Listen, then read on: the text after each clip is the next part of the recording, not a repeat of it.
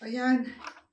Siyempre, pagkagaling sa trabaho, magbe-breakfast naman din ng lola kahit papaano. Oh, coffee lang tayo. Actually, ako lang ang gumawa niyan, ha? Mix na yan. Orzo, cafe, chocolate, tawag dito. Halo-halo na siya. Powdered milk, meron na rin yan sa loob. Ang wala lang dito yung sugar, hindi ko nilalagyan ng sugar.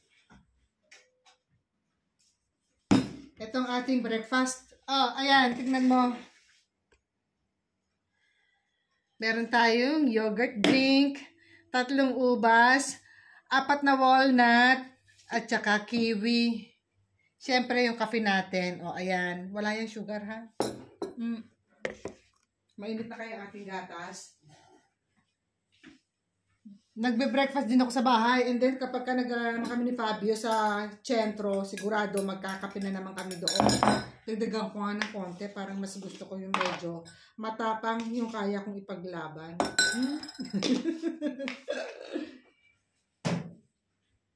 Oy. Kapag breakfast na ba kayo dyan sa inyo? Ito ako naman ngayon lang. Ay, may kulang! Ano nga ba ang kulang? Nahulaan mo? Hindi. Yung biskotso ko, wala pa. Ito yung biskotso natin. Yes! Ito ang ating breakfast. Oh, tignan nyo. Pag sama-samahin mo yan, di ba ang dami din yan? Busog ka na dyan. Siguradong busog ka. Yan lang. Malamang itong kiwi 1 piraso lang dahil ang dami niyan. Yung 3 piraso sa lunch ko nakakainin. Mainit na yung ating milk. Lagay natin dito.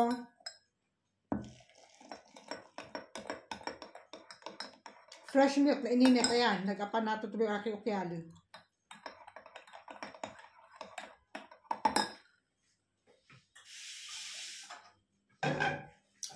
Na-check ko na yung ating halaman sa balcony. Okay naman sila. Malulusog.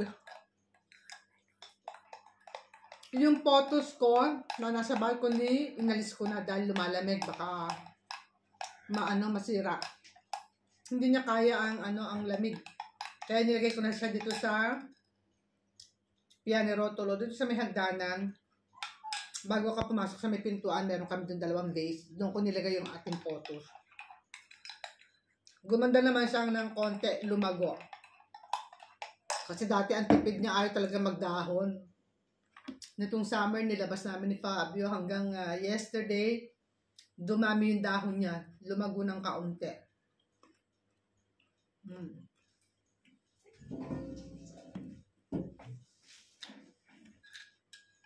Mainit pa.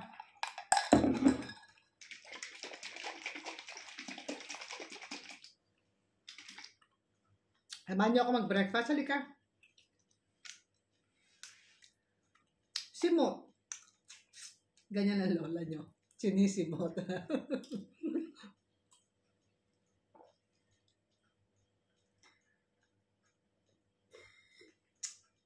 Simot lahat. Huwag magsasayang. Masama. Magagalit si Lord.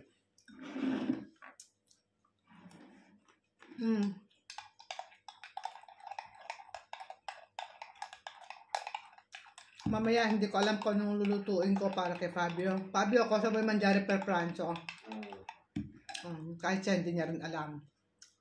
Kaya, bahala na. Ang menu namin for today's lunch is bahala na. Kung ano ang may offer ng aming ref. Meaning to say, kung ano yung mga leftover. Yun ang ibig kong sabihin kung ano may offer ni ref. Aba, syempre, hindi pwedeng sayangin ng mga leftover.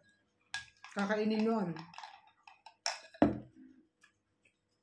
Ang mga leftover naman, hindi mo naman kinakailangan patagalin sa ref. 2-3 days lang, kinakailangan makonsume yun, and then masisira na siya, syempre.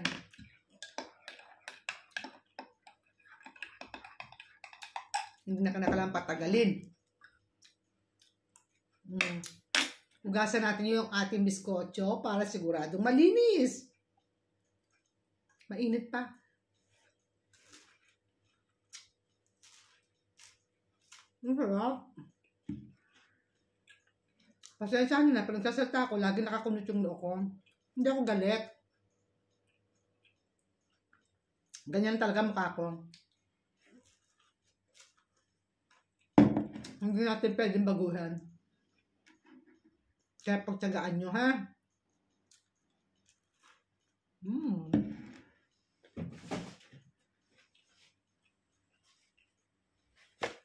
Sarap. Ano? Salamat sa panonood ninyo. Malamig na dito. Ingat din kayo dyan pag may time. Maraming salamat sa panonood. Ingat-ingat pag may time.